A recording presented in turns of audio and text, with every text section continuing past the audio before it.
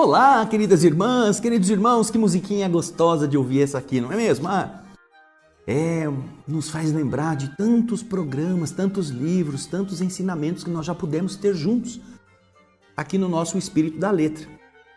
Hoje nós vamos continuar na abordagem do capítulo 5 do livro Ação e Reação. Nós vimos no programa anterior que eles estavam vendo os que haviam chegado com as caravanas que foram resgatá-los na região trevosa. E foi muito instrutivo. E que, depois que terminaram os ensinamentos ali naquele galpão, eles foram descansar e pensar, né? Agora, no capítulo 5, o André Luiz já começa nos dizendo, como você vai acompanhar conosco, no texto que você vai ter agora na tela. Terminado o repouso a que nos dedicáramos, Silas, por inspiração do dirigente da casa, o instrutor Druso, o instrutor que estava responsável, né, que é o Druso, veio convidar-nos a rápido passeio pelos arredores. Interessante, não? Vão andar em volta, vão sair daquele lugar, vão dar um passeio. Druso, aliás, com um semelhante lembrete, nos atendia ao propósito de estudar alguma coisa sobre os princípios de causa e efeito nas criaturas que haviam recentemente deixado a vida física pela morte. Sabíamos que a morte do corpo denso era sempre o primeiro passo para a colheita da vida.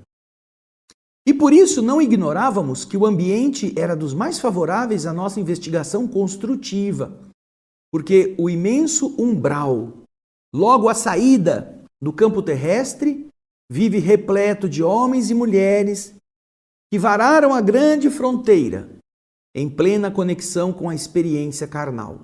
Olha só que interessante. Um umbral que começa já na superfície da terra. Esse umbral é essa larga fronteira em que os que deixam a carne, conectados com a carne ainda, se encontrarão ali meio atontados, meio perdidos. Ele continua falando então. Hilário e eu, alegremente, pusemo-nos junto do companheiro, logo a seguir a ele, que, transpondo conosco largo portão de acesso ao exterior, nos disse bem-humorado. Certamente que ele estava sabendo dos nossos objetivos. Ele então disse, sem qualquer dúvida para nós, que voltamos recentemente da terra, as províncias infernais, muito mais do que as celestes, são adequadas às nossas pesquisas sobre a lei de causa e efeito, uma vez que o crime e a expiação, o desequilíbrio e a dor fazem parte dos nossos conhecimentos mais simples, nas lutas, nos trabalhos cotidianos, ao passo que a glória e o regozijo, a satisfação, a alegria angelicais representam estados superiores da consciência que vão além da nossa compreensão. E então, Druso, espraiando o olhar pelos quadros tristes ao redor, acrescentou, reconduzindo a frase a uma comovente inflexão. Estamos psiquicamente, e ele se coloca nisso, né? Estamos.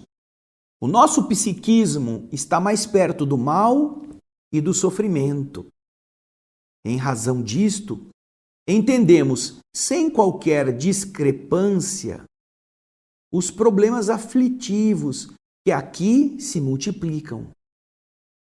É mais fácil que quem esteja na região do atraso compreenda a dor dos atrasados, porque eles fazem parte desse estado, desta dinâmica, desta dimensão. Aí André Luiz fala o seguinte, olha, à medida que nos afastávamos, nós íamos entrando mais e mais na sombra densa, que ia se tornando cada vez mais espessa, mas que aqui ou ali estavam iluminadas por tochas bem apagadas, quase fumegantes, tochas mortiças, como se a luz nos lugares em torno lutasse terrivelmente para nutrir-se e sobreviver. A luz das tochas, a muito custo, mantinha-se acesa, como se ela estivesse sendo atacada por algum vapor de água que impedisse que ela ficasse exuberante. É o que ele está querendo informar. Aí ele continua descrevendo o lugar. Soluços e gritos, imprecações, que são aquelas maldições, blasfêmias, emergiam da treva. Na escuridão se ouvia tudo isto. Compreendemos de relance que o espaço que era ocupado pela instituição era de forma retangular e que o terreno, sob o nosso exame, estava na parte de trás, como se fosse um enorme povoado extramuros, na parte de trás da instituição.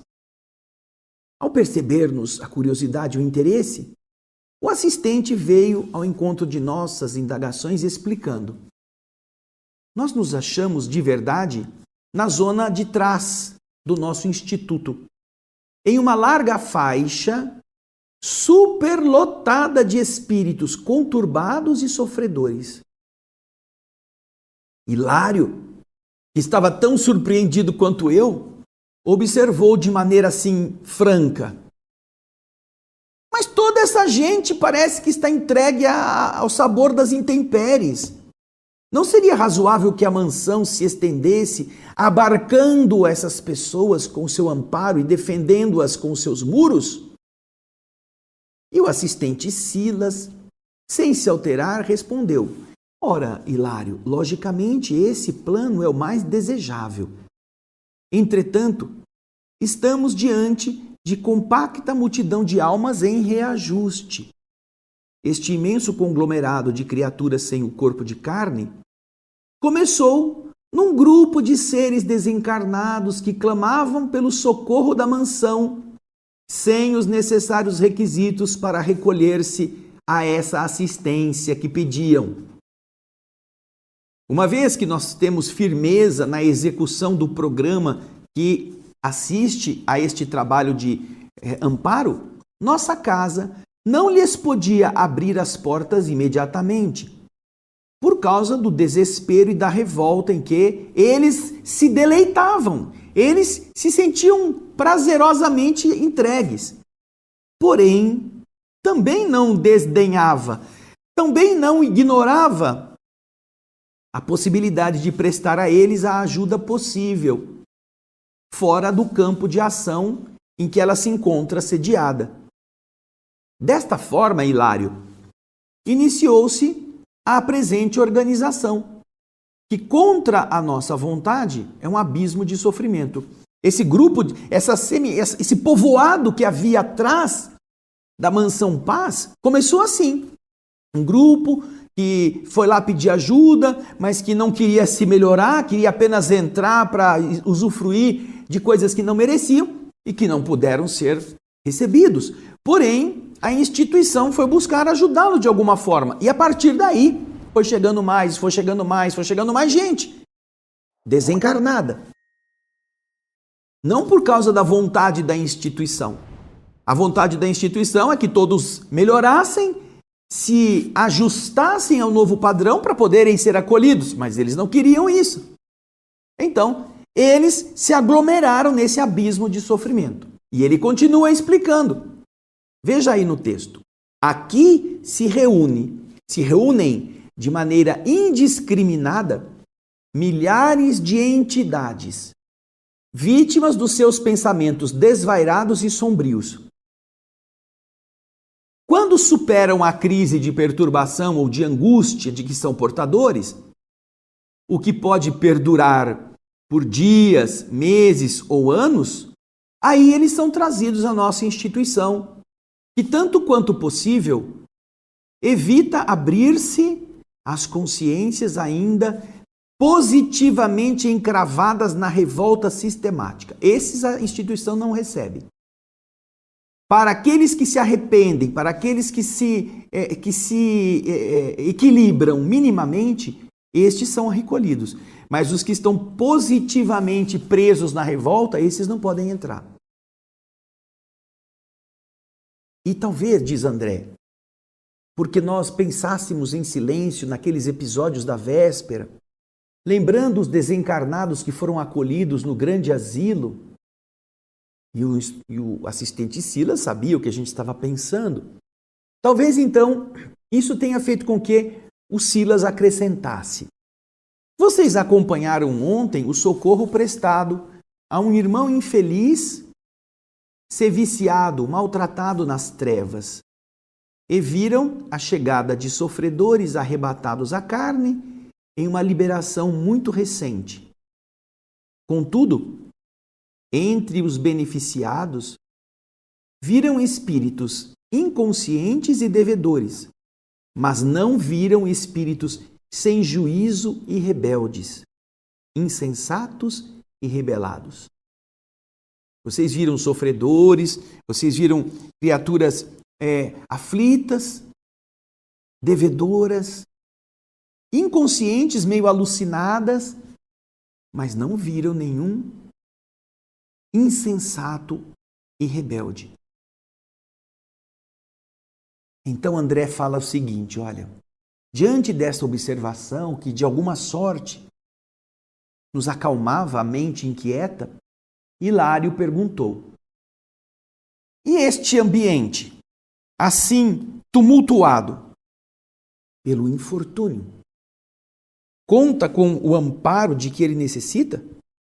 Será que esse ambiente vai receber a ajuda que se faz necessário? E o assistente responde: sim, muitas criaturas recuperadas na mansão aceitam aqui preciosas tarefas de auxílio. Ou seja, eles melhoram lá dentro e depois vêm ajudar os que estão aqui fora, incumbindo-se da assistência fraterna em largos setores desta região torturada. Melhoradas lá, trazem para cá as bênçãos recolhidas, transformando-se em valiosos elementos de serviço de ligação. Através delas, a administração do nosso instituto atende a milhares de consciências necessitadas e sabe, com segurança, quais os irmãos sofredores que se fazem dignos de acesso à nossa casa após a transformação gradual a que se ajustam. Espalhando-se nos campos de sombra em pequenos santuários domésticos, aqui continuam a própria restauração, aprendendo e servindo. Olha que interessante. Veja só, nesses ambientes trevosos, não são apenas instituições como a Mansão Paz que estão organizadas. Olha só que interessante. Eles melhoram dentro da Mansão Paz, depois eles vão lá para fora. E não apenas nesse lugar que há esse contingente gigantesco. Eles, como disse o texto, eles organizam pousadas como se fossem santuários domésticos no campo da sombra. Então, pequenos núcleos vão sendo organizados por esses espíritos, casinhas de emergência, como se fossem postos de atendimento, prontos-socorros minúsculos, não somente lá dentro da mansão. E lá, esses trabalhadores que antes eram desses desequilibrados, que melhoraram, abrem espaço para recolher os miseráveis que estão próximos e depois encaminhá-los para um atendimento mais específico. Olha que bonito. Aí, o Hilário, muito curioso, quer saber. Entretanto, tão infortunada colônia de almas em desajuste, essa que nós estamos vendo, não vai sofrer o domínio de inteligências perversas como as que vimos ontem no lado oposto a estes sítios? A inteligências perversas que estavam atacando, etc. com aqueles canhões. E o assistente disse: sim, Hilário, os assaltos, os ataques desta ordem são aqui constantes e inevitáveis, principalmente em torno das entidades que deixaram cúmplices bestializados em antros infernais ou em núcleos de atividades terrestres. Nestes casos, as vítimas de semelhantes feras humanas desencarnadas sofrem longos e inenarráveis suplícios através da fascinação hipnótica de que muitos gênios do mal são exímios cultivadores, sabem fazer com precisão, sabem induzir a hipnose, sabem controlar o querer destes outros seres. E depois de ligeira pausa, Silas acentuou: São esses alguns dos fenômenos de flagelação compreensível que alguns místicos do mundo, ao se desdobrarem no desdobramento mediúnico, ao saírem do corpo, no reino das trevas, classificaram como sendo vasta purificação. Para eles, as almas culpadas depois da morte experimentam horríveis torturas por parte dos demônios aclimatados nas sombras. Esse é o conceito do inferno. Muitos que ao longo da história humana puderam sair do corpo e encontraram-se com esses antros, estes buracos, essas coisas escuras, onde a perseguição acontece, onde gênios estão flagelando suas vítimas. Aí estão as figuras do inferno de Dante, aí estão as figuras de lugares trevosos que são relatados em diversos outros livros ou escritos que foram deixados por outros homens na terra. Então, depois de terem entendido esse processo em que os que se acompliciaram com o mal continuam sendo vítimas do mal e das entidades que os sintonizaram no mesmo padrão, André Luiz continua nos informando aí no texto. As informações do assistente, casadas aos gemidos e lamentos que ouvíamos sem parar, nos impunha desagradável impressão. Talvez tenha sido por isso que Hilário, penosamente tocado pelos gritos ao redor, interrogou surpreendido: mas por que você está dizendo flagelação compreensível? Eles estão sofrendo uma flagelação de outras entidades piores do que eles, mas que isso é compreensível. E então, num desabafo, ele ainda indaga: você acha justo que tanta gente aqui se reúna, se aglutine em semelhante desolação? É compreensível? Silas sorriu, triste, e respondeu: olha, Hilário, eu compreendo em você esse sentimento de pesar. Sem dúvida, sem discutirmos, tanta dor reunida não seria justa se não viesse daqueles que preferiram no mundo o trato diário com a injustiça. Não é claro, porém, que todos venhamos a colher o fruto da plantação que nos pertence? Não te parece isso óbvio? Os que viveram em conjunto nesse estado da injustiça, os que a praticaram, os que gozaram, os que enriqueceram-se baseados neste processo de exploração do próximo, não merecem estar colhendo o fruto da plantação que pertence a eles? Na mesma leira de terra, no mesmo buraco que se abre para fazer a sementeira dessa terra dadivosa e neutra, quem acalenta a urtiga, recolhe a urtiga que fere. E quem protege o jardim, tem a flor que perfuma. O solo da vida é idêntico para nós todos. Não encontraremos aqui, neste imenso palco de angústias, almas simples e inocentes, mas sim criaturas que abusaram da inteligência e do poder, e que voluntariamente, surdas à prudência, se perderam nos abismos da loucura, da crueldade, do egoísmo, da ingratidão, fazendo-se temporariamente presas das criações mentais e insensatas e monstruosas, que para si mesma essas pessoas teceram, elas construíram isso, elas escolheram ser assim. Portanto, apesar de ser tocante, apesar de ser triste, eles estão colhendo aquilo que eles mesmos quiseram fazer. Não há inocentes neste buraco. Aí, não é? Estando atentos a isso tudo, o André Luiz conta o seguinte, ó. A nossa conversação foi interrompida de imediato, diante de uma pequena casa que se confundia com um nevoeiro, de cujo interior brotava reconfortante jorro de luz. Você imagina então andando naquele breu lascado, de repente eles começam a ver uma pequena luzinha que vai ficando mais clara à medida que eles vão chegando, e eles se deparam com uma pequena casinha. No interior brotava reconfortante jorro de luz.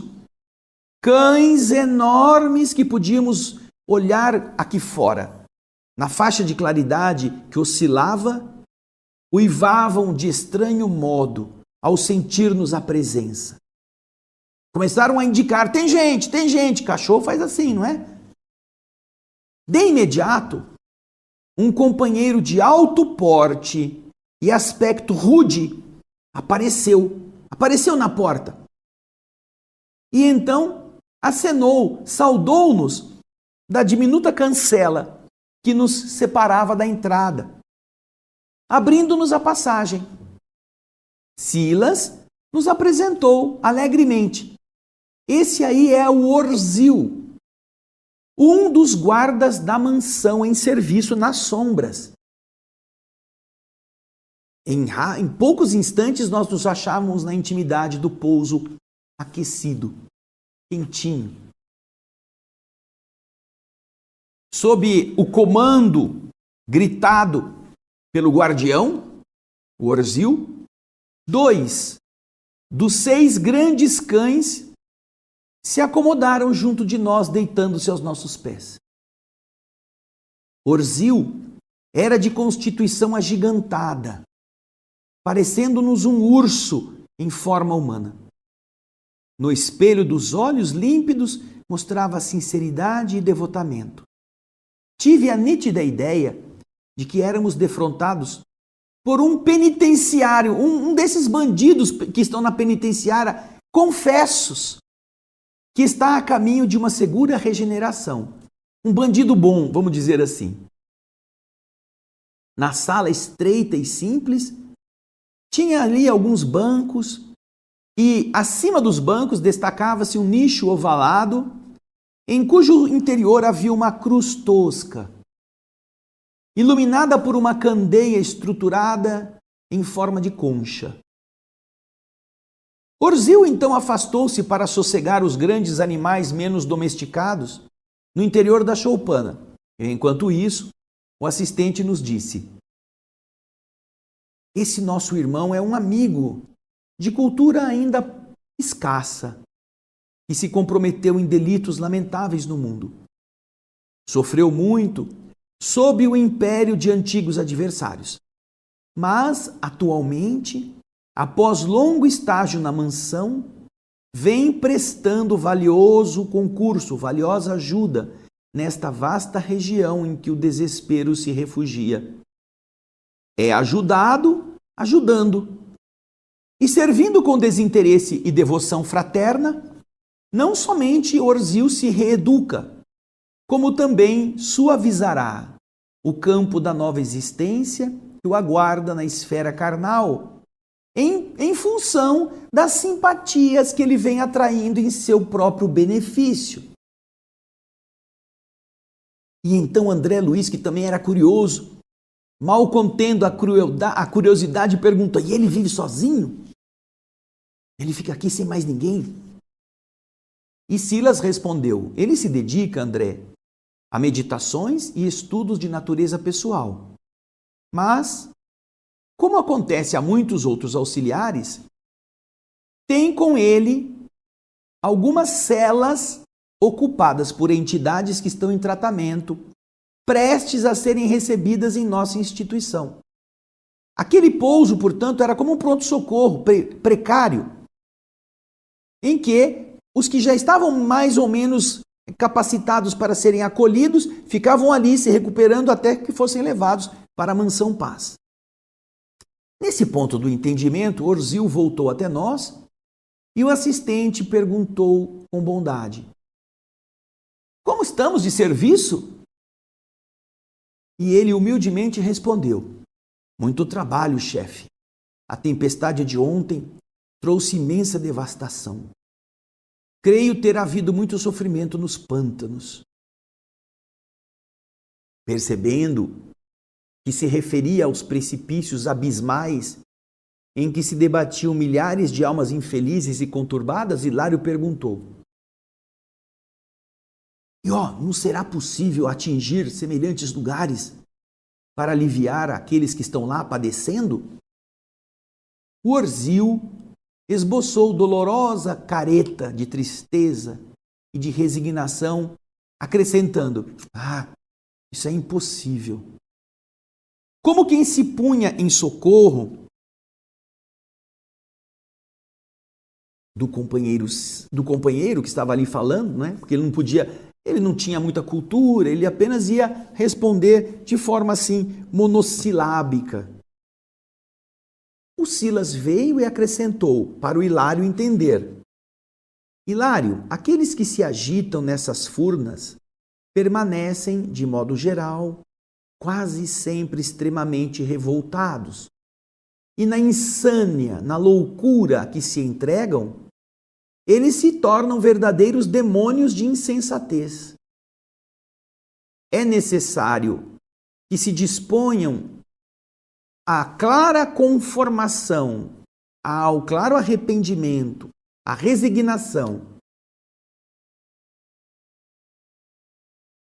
de forma nítida e também de forma pacífica, para que, ainda mesmo que estejam semi-inconscientes, consigam acolher com proveito a ajuda, o auxílio que os corações recebem ou os que estão tentando ajudá-los lhes estende.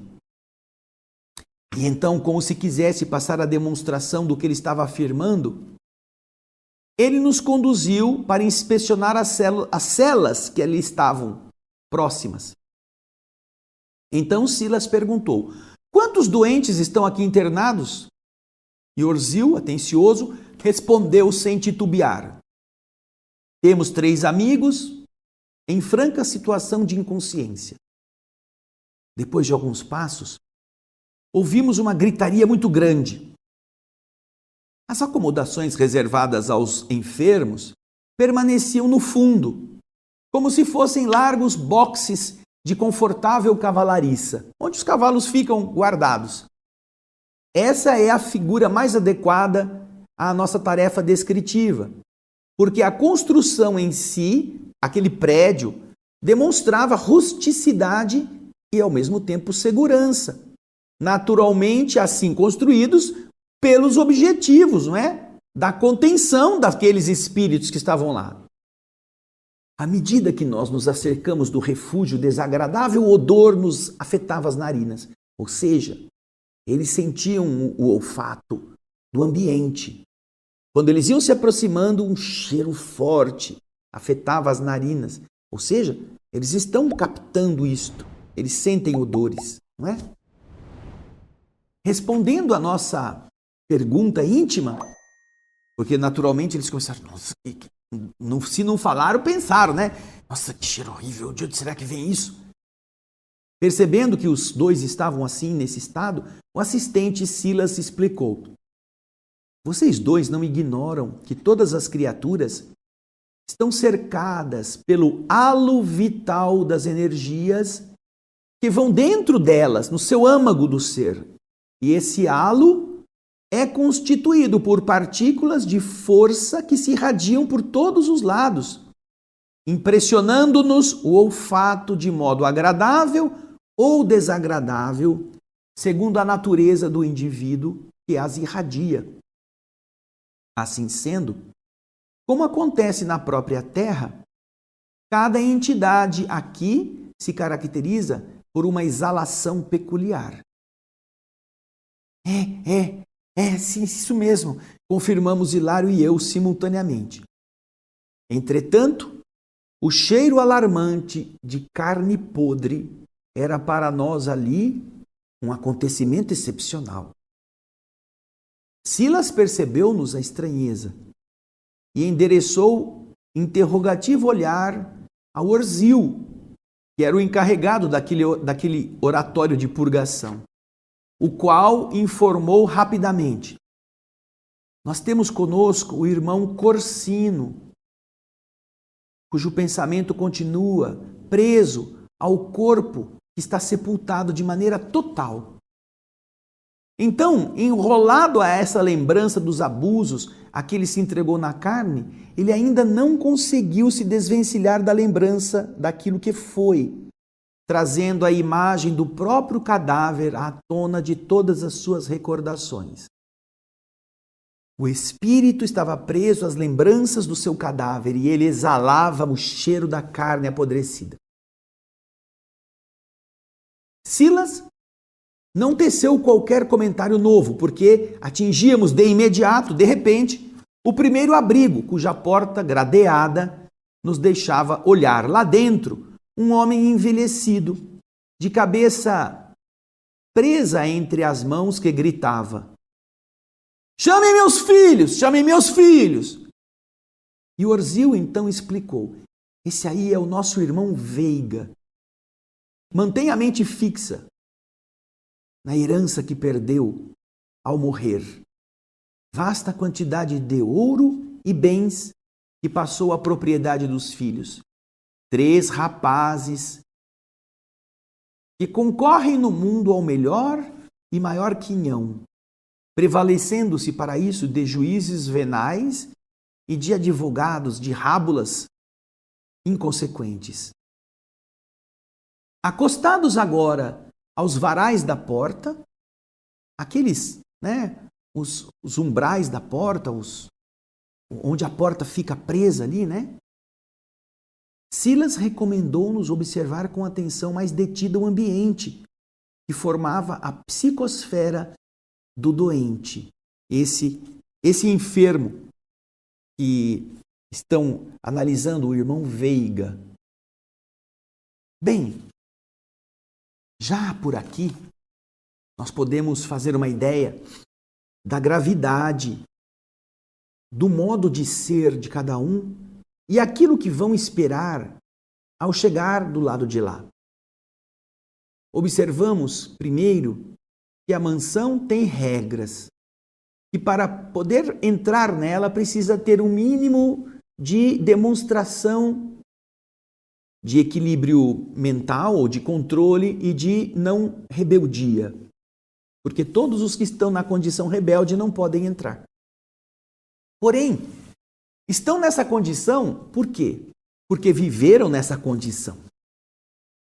Quando a mente está acostumada à prática de crimes, que ela não se penitencia, não se arrepende, quando ela gosta de ter razão sempre, mesmo quando está errada, quando ela insiste em dizer para os outros que ela é a certa, que os outros é que devem obedecê-la, esta pessoa está fadada a encontrar-se consigo mesma num ambiente como aquele que está fora dos muros da mansão. Esta mudança de paradigma pode nos ajudar muito, porque você está imaginando que muitas vezes, eu fui na igreja, eu rezava, eu era mau, mas eu me penitenciava com Deus quando eu ia no centro espírita. Eu fazia coisas erradas no meu trabalho, eu passava a perna nos outros, mas eu dava passe, eu fazia palestra. E então, enquanto a mente estiver cheia dessas manchas, as pessoas vão precisar passar por esse caminho. Você viu no capítulo 4 que foram recolhidos alguns que estavam inconscientes e que tinham já um pouco de merecimento, pouca coisa, mas que eles não eram sem juízo insensatos, nem eram rebeldes. Então, a generosidade do amor divino coloca no arrependimento essa barreira. Os que se arrependem estão vinculados a uma mudança. Os que não se arrependem ainda estão mais doentes do que pensam. Portanto, você vê que toda essa vasta horda de entidades se encontra ao redor do mundo físico. E muitos estão ainda achando que estão na carne. Não tem noções. Este velho que nós vimos agora, ele está pedindo os filhos. Chame os meus filhos, chame os meus filhos. E os filhos estão lutando na terra, cada um para ter mais direito do que o outro, a herança do dinheiro que o velho deixou. Ele ainda não sabe que ele não está mais preso ao corpo físico, mas ele pensa que está. O Corsino, por que o Corsino está exalando o odor de podridão? Porque ele está produzindo isto com a sua mente, seu pensamento. Nós vimos lá no livro, nos domínios da mediunidade, que o nosso pensamento gera plasma, gera matéria. E aqui nós estamos confirmando que podemos produzir perfume ou podemos produzir mau odor. É o nosso pensamento que vai fazer isto.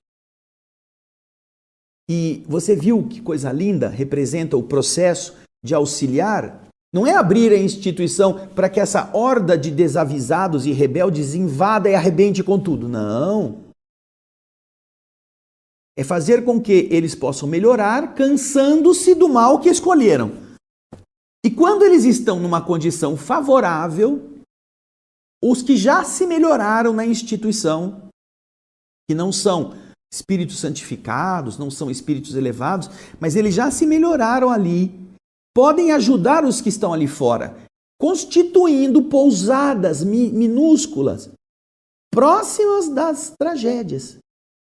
Então, quando se percebe que um dos espíritos daquela região trevosa está dando sinais de que está se cansando deste estado, está realmente se arrependendo do mal que fez, eles podem ser recolhidos e podem ser abrigados, até que se restaurem um pouco e sejam levados para a mansão.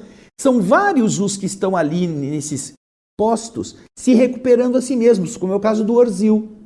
Um indivíduo abrutalhado, grandão, como se fosse um desses lutadores que andaram matando 300 pessoas e que agora estão arrependidos. Então agora estão cuidando dos outros.